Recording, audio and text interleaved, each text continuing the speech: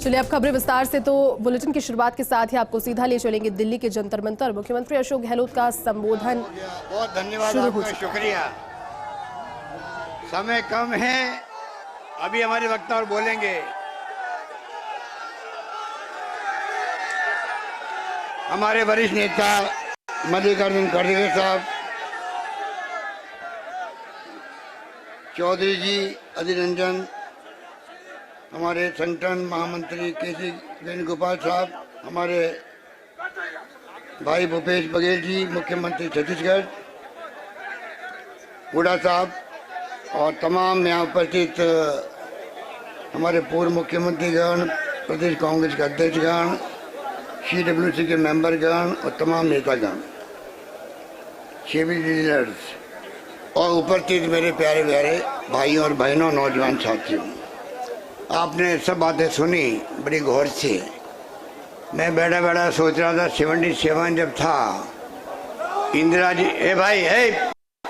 बैठो, इंदिरा गांधी जी जब चुनाव हार गई थी, और जो आज माहौल देख रहा हूँ मैं, उसी प्रकार का माहौल जब इंदिरा गांधी जी चुनाव जीत के आई बाई इलेक्शन चिकमंगलुरु से, तो पार्लियामेंट से उनको निकाल दिया गया वापस और जेल भेज दिया गया। जो जज्बा आज आप में मैं देख रहा हूँ, वो ही जज्बा उस वक्त में था। इसके लिए आप बधाई के पात्र हैं। हम लोग भी आपकी तरह उस वक्त में इन्वॉल्व हुए थे, लंबा संघर्ष चला था, जेल भरो अभियान किया हम लोगों ने, जेलों में गए थे। ये जज्बा आज आप आए हो यहाँ पर दिल्ली की सड़कों पर, कई लोगों को तो अरेस्ट कर लिया गया, पहले ही थानों के अंदर बैठा रखा है, आने दे नहीं रहे यहाँ पर। पिछले 3 दिन तक भी ऐसे ही किया। मैंने अभी मीडिया के हमारे भाइयों को कहा, ये गांधी जी के सत्याग्रह के रूप में हमारे कार्यकर्ता व्यवहार कर रहे हैं। कहीं आपने देखा कहीं पत्थरबाजी आज नहीं देखी कहीं आपने? हम गांधी जी के विचारों के आधार पर खाली सत्याग्रह कर रहे हैं, अरेस्ट दे रहे हैं, धरना दे रहे हैं, अपनी बात कह रहे हैं। उल्टा हो रहा है इस राज के अंदर, मोदी जी के राज में उल्टा हो रहा है कि पुलिस अत्याचार कर रही है ऊपर का आदेश से। पुलिस नहीं चाहती है कि हम कोई मिसबिहेव करें। ऐसा माहौल बना दिया गया है कि जो व्यवहार किया गया, और तो और हमारे यूथ कांग्रेस अध्यक्ष को घसीटा गया, महिला कांग्रेस अध्यक्ष को मिसबिहेव किया गया, क्या क्या नहीं किया गया। और तो और हमारा जो हेडक्वार्टर है, पवित्र हेडक्वार्टर 24 अकबर रोड, जिसकी पहचान पूरे देश के अंदर है, उसके अंदर पुलिस घुस गई दरवाजा तोड़ करके, मीडिया को ही पीट करके बाहर निकाला, हमारे कार्यकर्ताओं को पीट के बाहर निकाला। इतिहास में आज तक कभी नहीं होगा। मैंने मीडिया के साथियों को कहा, सरकारें अलग अलग प्रदेशों के अंदर अलग अलग पार्टियों की है, क्या वो भी अगर बीजेपी के दफ्तर जो है वहाँ पर राज्यों में जो व्यवहार आपने दिल्ली में किया है, अगर वो व्यवहार करने लग जाए तो क्या स्थिति बनेगी? ये लोग फासिस्ट ही हैं। जिंदगी में कभी इन्होंने लोकतंत्र में यकीन नहीं किया। मोदी जी हो, अमित शाह जी हो, पूरा इनका कुनबा हो, ये खाली लोकतंत्र का मुखौटा पहन के राजनीति कर रहे हैं। इनका कोई संबंध लोकतंत्र से नहीं है, वरना ये हरकतें कभी नहीं करती। राहुल गांधी को कभी नहीं बुलाते ईडी के अंदर, सोनिया गांधी को नोटिस देने की हिम्मत इनकी कभी नहीं होती, क्योंकि इनका विश्वास लोकतंत्र में नहीं है। हमारे वक्त में जो आरोप लगते थे, मुख्यमंत्री पे लग गए, मुख्यमंत्री का इस्तीफा। कांग्रेस लोग सोचते थे कि जब मीडिया में कोई इश्यू बन गया है, पब्लिक में इश्यू बन गया है, तो पब्लिक क्या कहेगी, लोग क्या कहेंगे? लोग हमारे माई बाप होते हैं। और सीधा इस्तीफा मुख्यमंत्रियों का, रेल मंत्री का, कानून मंत्री का, गृह मंत्री का, ये होता है लोकतंत्र की मूल भावना। और ये इतने बेशर्म लोगों से राज कर रहे हैं, इनको कोई मतलब नहीं कि लोग क्या कहेंगे। खाली ध्रुवीकरण करके हिंदू के नाम पे, मुस्लिम के नाम पे, आप राजनीति कर रहे हो, इस देश को कहाँ ले जाना चाहते हो? 76 साल पहले देश क्या था? लोग समझ ही नहीं थे कि बिजली होती क्या है। ना सड़कें, ना पानी, ना बिजली, ना शिक्षा, ना स्वास्थ्य, क्या था देश के अंदर? और क्या नहीं है? क्या ये मोदी जी ने बनाया है? 76 साल में कांग्रेस ने क्या किया? जुमला बोल गए। अरे मोदी जी, कम से कम इतने भाव तो रखो पीढ़ियों के लिए। आपने कभी नाम लिया इंदिरा गांधी का, जिसने परमाणु विस्फोट किया सबसे पहले 74 के अंदर? पाकिस्तान के 2 टुकड़े कर दिए, बांग्लादेश बना दिया, कभी नाम लिया आपने? उनको याद किया कभी किसी किसी रूप में? खाली नहीं बनने दिया, अपनी जान की बाजी लगा दी। मैं खुद उनका मंत्री था, डिप्टी मिनिस्टर था मैं, मुझे मालूम है उनकी भावना क्या थी। उनको मालूम था मेरा कुछ भी हो सकता है, पर उन्होंने सारे कदम उठाए।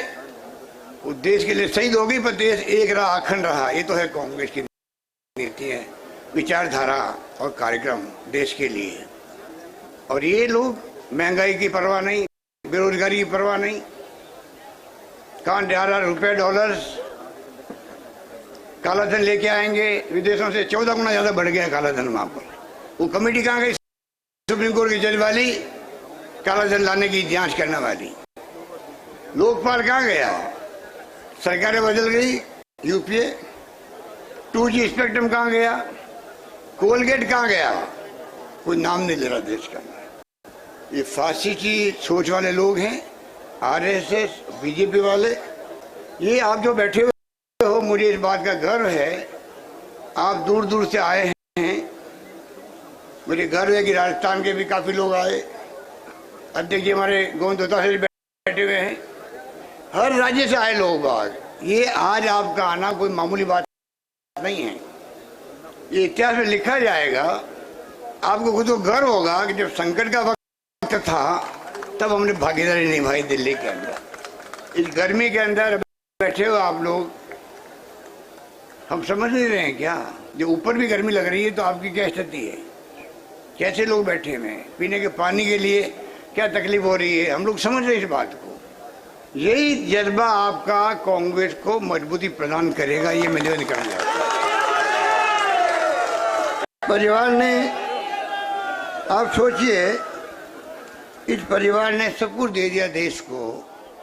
मोतीलाल नेहरू के वक्त से ही आनंद भवन, आप मैंने कई लोगों ने देखा होगा जाकर के आनंद भवन, गांधी जी वहीं बैठ करके आंदोलन चलाया था उन्होंने, उसको दान दे दिया देश को।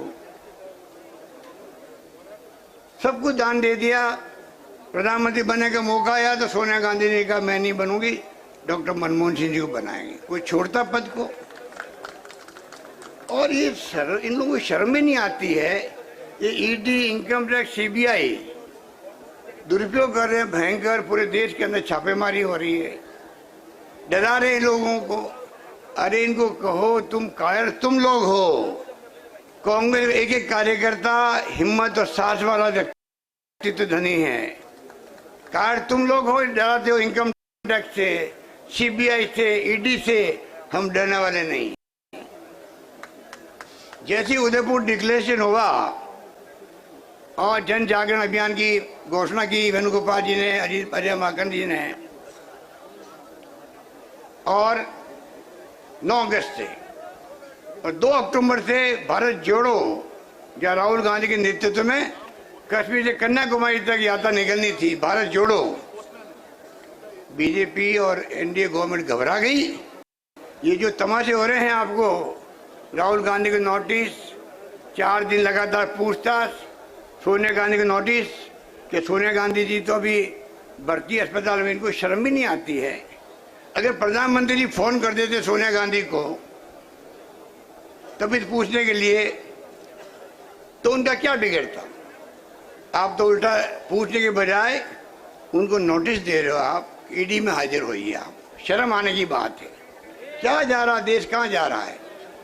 इस देश में जो माहौल बन गया है, किसी को नहीं मालूम ये देश किस दिशा में जा रहा है, किस दिशा में जाएगा, किसी को नहीं मालूम। इतना भयंकर असंतोष है,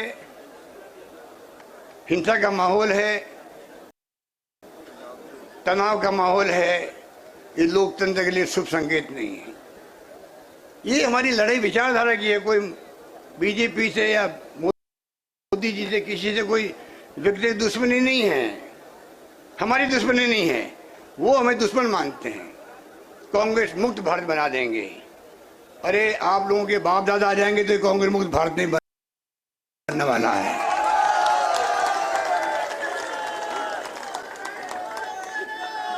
पूरे मुल्क में एक एक घर में कांग्रेस है, हर गांव में कांग्रेस चौकियां हैं। ये विचारधारा है, ये कभी मुक्त नहीं होगी। ये विचारधारा वही है जो देश का डीएनए है। हर धर्म, हिंदू, मुस्लिम, सिख, ईसाई, फारसी, जैन, अलग अलग भाषाएं वाले, तमिल, तेलुगु, मलयालम, पंजाबी, गुजराती, बंगाली, हम समझते हैं कि आपस के अंदर तभी मुल्क एक व अखंड रहा है, क्योंकि कांग्रेस की नीतियां, उसके कार्यक्रम, उसके सिद्धांत ये महात्मा गांधी के जमाने के, पंडित नेहरू के जमाने के, मौलाना अबुल कलाम आजाद के जमाने के, सरदार पटेल के जमाने के बने हुए हैं। अम्बेडकर का संविधान बना हुआ है। आज संविधान से देश चलता है, कानून से देश चलता है। ये उससे नहीं चलाना चाहते हैं, ये अपनी सोच से देश चलाना चाहते हैं, और सोच बड़ी खतरनाक है। ये तो झलकी है, आपको पता नहीं इनके दिमाग में क्या क्या है। अभी जो अग्निपथ लेके आए हैं आरएसएस और बीजेपी, जो अभी आतंक मचाया हुआ है करप्शन के अंदर, आप कल्पना नहीं कर सकते। अगर आपके कोई रिलेटिव मिलने वाले नौकरी में हो, इनकम टैक्स में, ईडी में, सीबीआई में, कहीं पे पूछिए 10 गुना ज्यादा करप्शन बढ़ गया देश के अंदर। लूट रहे हैं देश को ये लोग। इधर लोकपाल की बात नहीं करते हैं, काला धन की बात करने छोड़ दी इन्होंने। कहां जा रहा मुल्क जा रहा है? अरे लोकतंत्र में प्यार, मोहब्बत, भाईचारा होता है, कोई दुश्मनी थोड़ी होती है। पर आज जिस प्रकार का माहौल बनाया है बड़ा खतरनाक है। मैं ये उम्मीद करता हूँ आप जो आए हो, हर जिले में आंदोलन हुए देश के अंदर राहुल गांधी जी के समर्थन के अंदर। कहीं हिंसा हुई है, कहीं आगजनी हुई है? आप बताइए, जिस प्रकार अग्निपथ के नाम से जो योजना इनकी बनी है, खतरनाक योजना बनी है, खतरनाक योजना बनी है। 25% को परमानेंट करेंगे, बाकी को घर भेज देंगे। हालात बड़े गंभीर है। नेशनल हेराल्ड चलाने के लिए हम लोगों ने कहा था सोनिया जी को, एक अखबार जो इतिहास में दर्ज है, जिसका नाम 1937 से शुरू हुआ, 42 से 45 तक अंग्रेजों ने रोक लगा दी, बैन कर दिया उस अखबार को। धीरे धीरे तमाम अखबार कमजोर हो गए हैं देश के अंदर। ये अखबार वाले तो अपने संवाददाताओं को, किसी को तो नौकरी से हटा रहे हैं, किसी की तनख्वाह कम कर रहे हैं। तो नहीं मालूम है कि स्थिति क्या देश के अंदर अखबारों की। अगर उसमें अगर हम लोग सोचें नहीं, हमारा अखबार भी निकलना चाहिए, नेशनल हेराल्ड मजबूत होना चाहिए, वो कमजोर हो गया है, तनख्वाह देने के लिए पैसा नहीं है, और कानून के अंतर्गत कोई पॉलिटिकल पार्टी अपने अखबार को पैसा दे सकती है जो उसकी विचारधारा को आगे बढ़ाए। ऑब्जर्वर है, 5 जने हैं, 5 जने हैं, कौन पैसा उनको दे रहा है? हालांकि पैसे की कमी तो है नहीं, लूट रहे हैं पूरे मुल्क को। इलेक्शन बॉन्ड उनके खाते में 98%, डरा के धमका करके। ये जाएंगे चंदा मांगने किसी के इंडस्ट्रीज के यहाँ, पीयूष गोयल जी, तो पता है क्या कहेंगे? आपका नाम सेलेक्ट हो गया है, मतलब आप बहुत लक्की हो, प्रधानमंत्री ने आपका नाम क्लियर कर दिया चंदा लेने के लिए। वो कहेगा लो चाय पियो, क्या करना, बताओ क्या करना? कि 25 देना पड़ेगा आपको। 25 वो लाख वाला नहीं, करोड़ वाला। आगे वाला कह रहा है देखो अभी स्थिति खराब है, कोरोना है, ये है वो है, तो मैं 15 दे पाऊंगा। नहीं फिर छोड़ो, मतलब धमकी। ये देश का तरीका है चंदा लेना। इन लोग कांग्रेस बिना साधनों की लड़ाई लड़ रही है, कांग्रेस बिना साधनों की लड़ाई लड़ रही है, और ये लोग लूट रहे हैं देश को। पूरे देश में अपने ऑफिसर बना दिए इन्होंने, जमीन ले ले करके। 332 जगह बन चुके हैं, बाकी जगह बन रहे हैं। 5 सितारा होटल वाले ऑफिस बन रहे हैं इनके। पैसा कहाँ से पूछने वाला कोई है? पीएम केयर फंड, आप बताइए, 76 साल तक सीएम रिलीफ फंड और पीएम रिलीफ फंड होता होता है, जिसका ऑडिट होता है। एक नया फंड क्रिएट कर दिया जिसका ना ऑडिट होता है ना कोई पूछताछ हो सकती है। 4 ट्रस्टी बन गए उनके। ये कहाँ का न्याय है? ना जुडिशरी कुछ कर पा रही है बॉन्ड को लेके, पीएम केयर फंड को लेके पेगासिस जासूसी कर रहा है, उसको लेके जुडिशरी दबाव के अंदर है। इनके हालात बड़े गंभीर है भाइयों और बहनों, इसलिए हमें दिमाग में रखो। हमने कहा सोनिया गांधी जी को आप अखबार वापस मजबूत करो, और मजबूत करने के लिए आगे बढ़े। इनको तकलीफ हुई, आते ही इन्होंने मुकदमा दर्ज करवा दिया, जमात करवाने नौबत आ गई सोनिया जी को, राहुल जी को।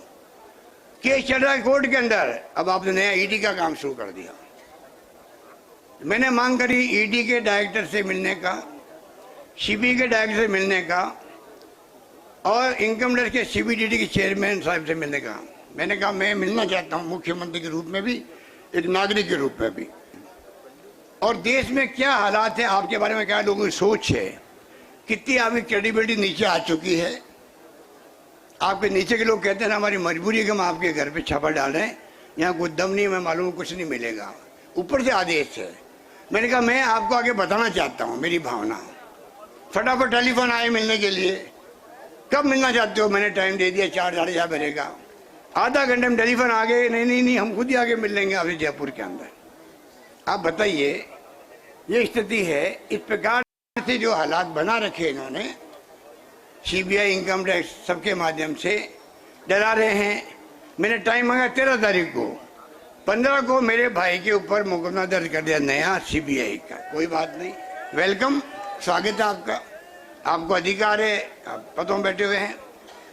13 को मैं टाइम मांगा, 15 को मुकदमा दर्ज हो गया और 17 को छापा ही पड़ गया अचानक। ये छापा पहले डाला ईडी ने, जब राजस्थान सरकार क्राइसिस में आई थी उस वक्त में, तब भी छापे डाले थे हमारे कार्यकर्ताओं पर, मिलने वालों पर।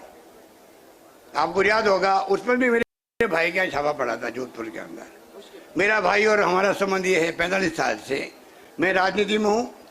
उनके घर में शादी ब्याह हुआ होगा, तभी मैं जैसे कार्यकर्ता घर जाता हूँ उतने ही जाके बाहर निकला हूँगा। ये मेरे संबंध है।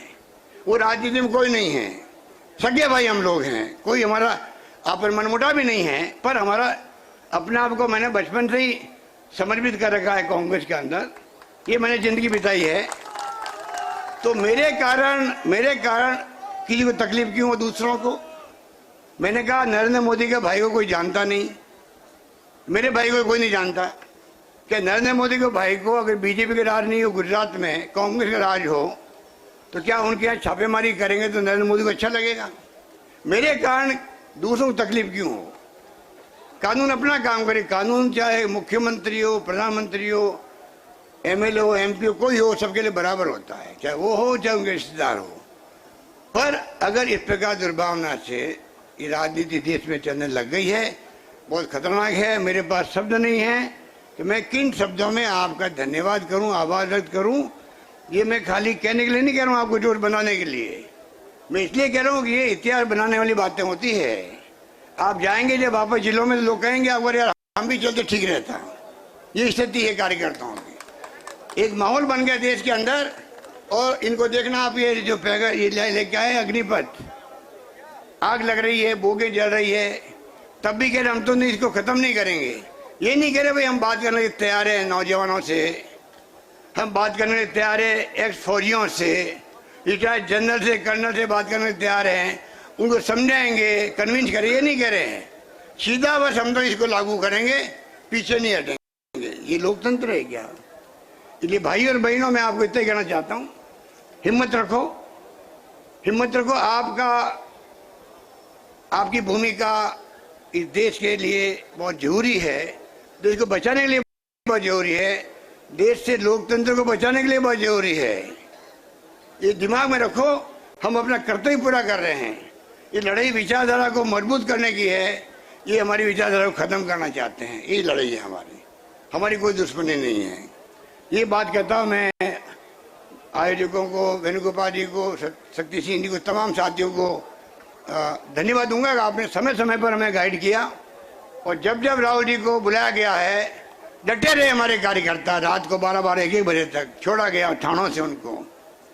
पानी खाना पीने का प्रॉब्लम है, हमें मालूम है, पर कोई हिम्मत नहीं आ रही है आपने। आगे भी हमें लंबी लड़ाई लड़नी पड़ेगी, लड़ेंगे। जेल भरो अभियान करना पड़े तो जेलों में जाएंगे, हम लोग सब जेलों में रहेंगे, ये मैं निवेदन कर, यही बात कहता हुआ मैं आपको बहुत बहुत आप सबका धन्यवाद। जय हिंद, धन्यवाद।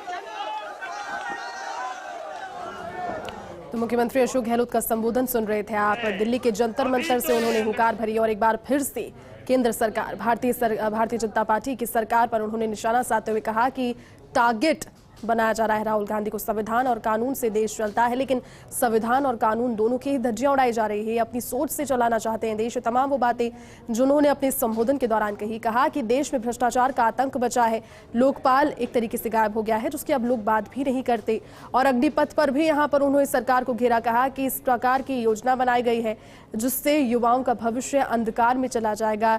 एक तरीके का ठेका युवाओं के भविष्य को लेकर के सरकार दे रही है। सरकार उनके साथ नाइंसाफी कर रही है। पीएम केयर फंड पर भी उन्होंने बात कही। तो कुल मिलाकर के अगर उनके संबोधन पर जो हाइलाइट्स थी वो यही थी कि जिस तरह से राहुल गांधी से आज ईडी की पूछताछ हो रही है, लगातार 30 घंटे से ज्यादा का समय बीत चुका है और आज भी पूछताछ का दिन। आज जब पूछताछ होगी तब ये साफ होगा कि आगे क्या रणनीति बनती है। लेकिन फिलहाल तस्वीरें देखिए, ईडी के सवालों का चौथा दिन, 7वां राउंड और दिल्ली में कांग्रेस की ओर से जंतर मंतर पर कांग्रेस का विरोध प्रदर्शन, सत्याग्रह। मुख्यमंत्री अशोक गहलोत का संबोधन आपको सुना रहे थे, साथ ही में छत्तीसगढ़ के मुख्यमंत्री भूपेश बघेल भी आपको तस्वीरों में नजर आ रहे हैं। तमाम कांग्रेस के दिग्गज आज दिल्ली में जुटे हैं। सोनिया गांधी और राहुल गांधी दोनों को समन भेजा गया था, जिसके बाद राहुल गांधी से ईडी की पूछताछ इन दिनों जारी है। आज पूछताछ का चौथा दिन।